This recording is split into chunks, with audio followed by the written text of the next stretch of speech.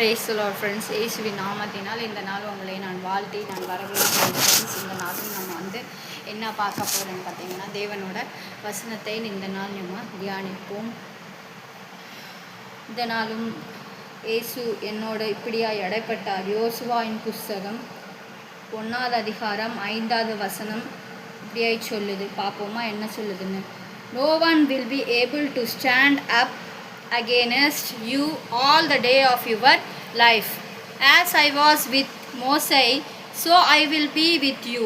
I will never leave you nor forsake you. இந்த நாளும் ஆவியானவர் யோசுவா 1:5 படி மோசேயோடு இருந்தது போல நான் உன்னோடு இருப்பேன்னு சொல்லி தேவ ஆவியானவர் இந்த நாள் நம்மளோடு இடைப்பட்டு இந்த வார்த்தைகளை கொடுத்து பேசிக்கொண்டே இருக்கிறார். நம்மளோட தேவன் உயிருள்ள தேவனாக இருக்கிறாரு. மற்ற தெய்வங்களை போல அல்லாதபடிக்கு நம்ம தேவன் எப்படியா இருக்கிறார்னா ஜீவனுள்ள தேவனாக இருக்கிறாரு. அவர் கண்களுக்கு எதுவுமே மறைவானது எதுவுமே கிடையவே கிடையாது. அதனால் இந்த நாளும் யோசுவாவோட இருந்த தேவன் இந்த நாள் நம்மளுக்கு வாக்கு கொடுக்குறார். நான் உன்னோடு இருக்கிறேன், நான் உன்னை கைவிடுவதும் இல்லை, உன்னை விட்டு விலகுவதும் இல்லை அண்ணா. இந்த நாள் ஆவியானவர் நம்மளோடு இந்த கால வேளையிலேயே இடைப்பட்டு கொண்டிருக்கிறார்.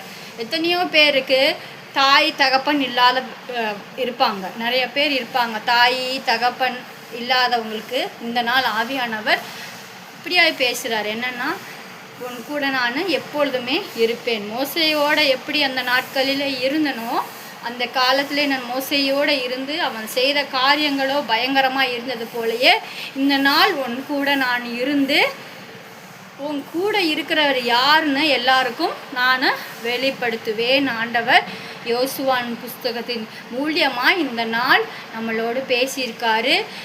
யாரெல்லாம் இந்த வேலையிலையும் தேவன் நம்மளை விட்டுட்டாரோ, தேவனுக்கு பிடிக்காத காரியங்கள் நம்ம செஞ்சுருக்கிறதுனால தேவன் நம்மளை விட்டுட்டாரோ, நம்மளை ஆசீர்வதிக்க மாட்டாரோ, நம்ம கூட இல்லையோன்னு நினைக்கிற பிள்ளைங்களுக்கு தான் இந்த தேவ வசனம்.